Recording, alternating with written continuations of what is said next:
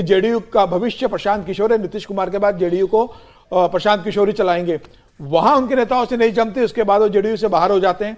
उसके बाद वो कांग्रेस के साथ मिलते हैं, कांग्रेस को पूरा प्रेजेंटेशन देते हैं कि कांग्रेस का वो रिवाइवल कैसा कर सकते, कैसे कांग्रेस को फिर वो सत्ता में ला सकते हैं। कांग्रेस में उनकी बात नहीं बनती।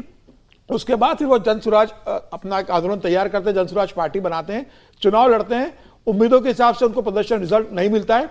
वो गांधी मैदान पर एक दिन का मौन धरते हैं, उसके बाद ही पत्रकार वार्ता लेते हैं और फिर कहते हैं कि मैं अपनी सारी कमाई का 90% जो है वो जन स्वराज को दूंगा चुनाव के लिए, और अगले 5 साल बाद और हम मेहनत करेंगे और बिहार के चुनाव में आएंगे, और जब अपनी संपत्ति घोषित कर दे कि दिल्ली का घर रखकर मैं सारा जन स्वराज को दे रहा हूं और बिहार की बेहतरी से मेरे लिए बड़ा कोई सपना नहीं है, मैं फिर अगले 5 साल में लौटूंगा।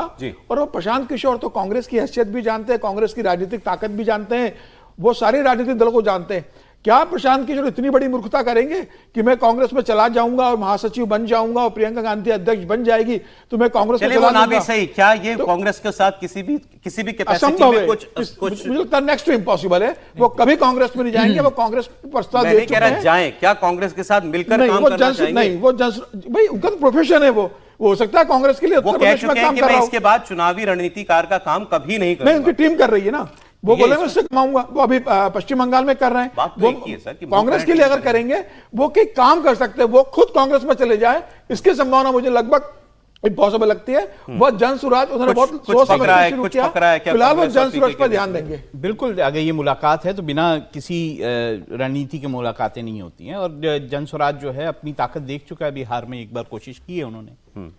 वैसे तो ऐसा नहीं है कि 3.4% उनको वोट आए थे AIAM, और अगर मैं लेफ्ट पार्टीज को देखूं मेरे कंबाइंड वोट से ज्यादा वोट उनके पास। लड़ाई भी पूरा बिहार मैंने वैसे ही मैंने वो ठीक है, पर फिर भी लोगों ने वोट दिया, 3.4% उनको वोट मिला।